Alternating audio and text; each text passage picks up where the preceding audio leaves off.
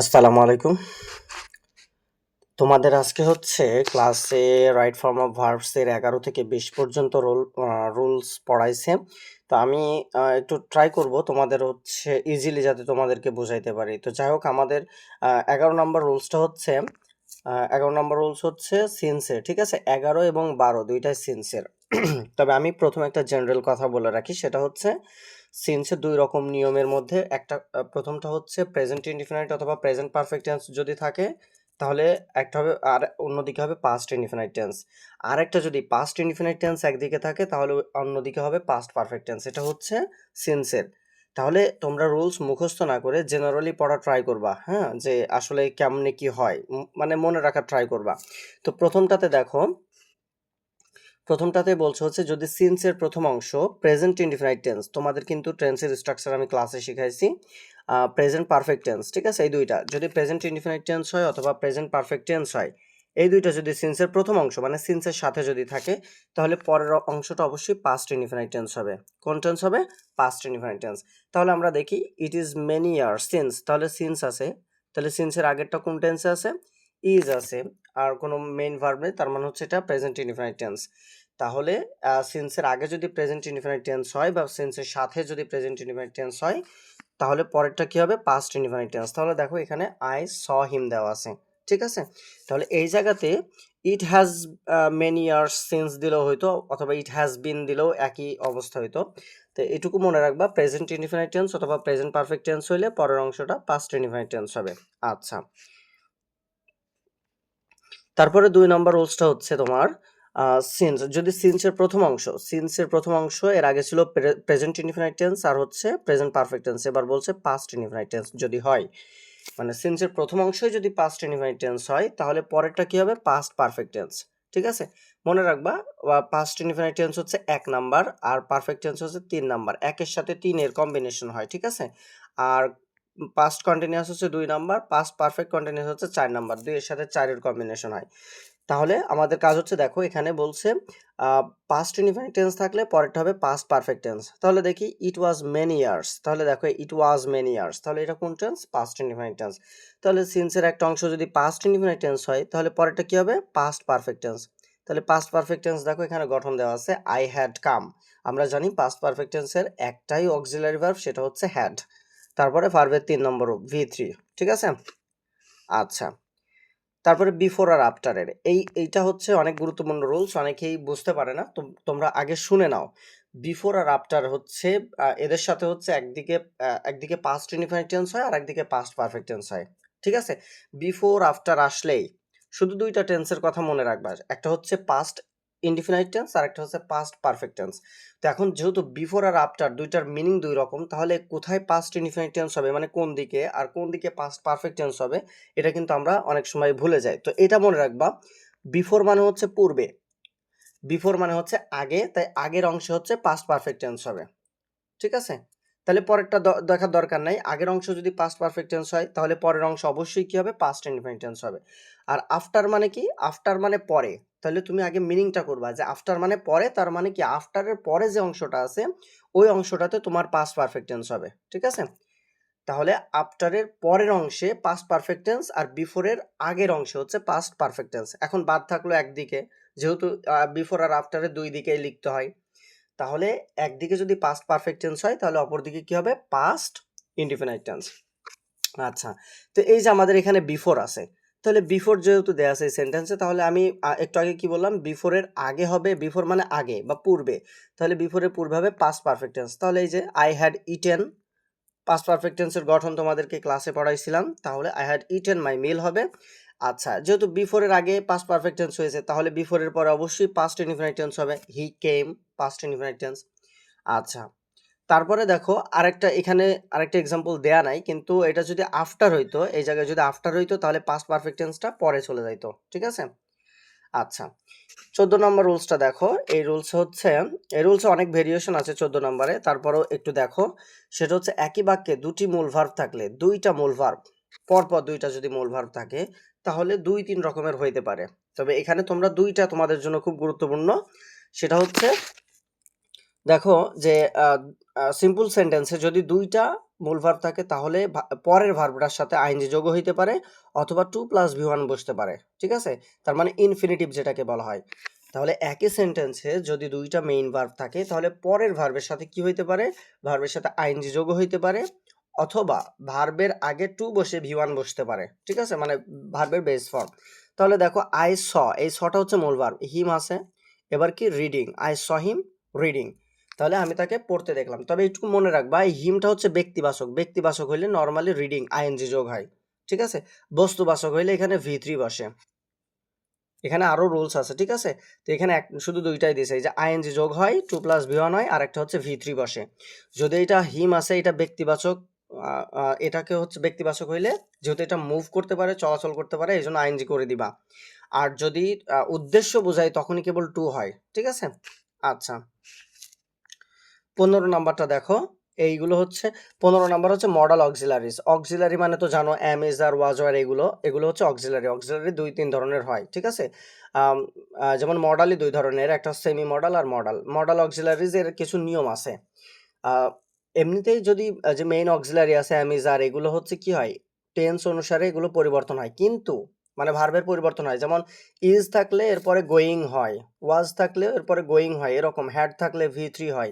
কিন্তু মডাল অক্সিলারির ক্ষেত্রে একটু ডিফারেন্ট, মানে একটা রুলস আছে, সেটা হচ্ছে মডাল অক্সিলারির পরে সব সময় কি বসে, ভি ওয়ান বসে, ভার্বের বেস ফর্ম বসে, ঠিক আছে? তাহলে এই যে আই হ্যাড বেটার যদি গো হয় তাহলে গোই বসবে, গো। তাহলে I had better go, had রেদারের পরেও তাই, would better, would rather, let, must, যেমন আমরা অনেকেই বলি লেট মি গো, ঠিক আছে? এরকম মাস্ট, তারপরে ডেয়ার, নিড, এগুলোর পরে এই যে প্রেজেন্ট ফর্ম বসে, ঠিক আছে, ভার্বের। তাহলে এখানে দেখো একটা এক্সাম্পল দেওয়া আছে, you had better go abroad, তাহলে এখানে গো দেওয়া আছে। তার মানে মনে রাখবা মডাল অক্সিলারিজের পরে ভার্বের যে ফর্মই তোমার ব্র্যাকেটে দেওয়া থাকুক না কেন সেটা ভি ওয়ান ফর্ম হবে, ঠিক আছে? আচ্ছা, এই রুলসটা হচ্ছে তোমাদের অ্যাডমিশন, পরবর্তীতে যখন অ্যাডমিশন হবে বা ফর্মাল রাইটিং এর ক্ষেত্রে এই 16 নাম্বারটা খুব ইম্পর্টেন্ট।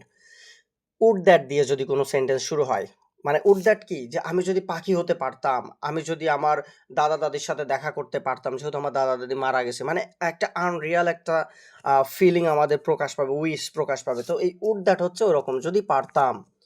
তো উড দ্যাট যদি থাকে তাহলে এরপরে কি হবে, একটা সাবজেক্ট বসাইতে হবে। উড দ্যাটের পরে একটা সাবজেক্ট বসাইয়ে কুড প্লাস ভি ওয়ান বসাইতে হয়, কুড প্লাস ভি ওয়ান, মানে যে কোনো ভার্ব তুমি বসাইতে পারো, কিন্তু এইটুকু ঠিক রাখতে হবে। উড দ্যাট যদি থাকে, বাক্যের শুরুতে উড দ্যাট আছে, তাহলে কি করবা, প্রথমে একটা সাবজেক্ট বসাবা, দেন কুড বসাইতে হবে, মাস্ট কুড বসাইতে হবে। তারপরে would that I could go Cox's Bazar, আমি যদি কক্সেস বাজারে যেতে পারতাম, মানে এটা একটা উইশ বা আকাঙ্ক্ষা, একটা মানে কি বলবো এটা, আহ, অপূর্ণ একটা ইচ্ছার কথা বোঝাইছে, ঠিক আছে? বা একটা ইচ্ছার কথা প্রকাশ করতেছে এখানে। তাহলে উড দ্যাটের পরে এটা খেয়াল রাখবো, উড দ্যাট কিন্তু খুব ইম্পর্টেন্ট।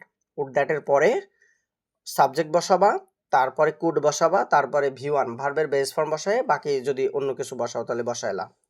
আচ্ছা, এবার দেখো হ্যাভিং এবং টু বি। হ্যাভিং এবং টু বি বেশিরভাগ ক্ষেত্রে ভার্বের সাথে আইএনজি যোগ থাকলে তারপরে ভার্ব থাকলে ভি থ্রি বসে, ঠিক আছে?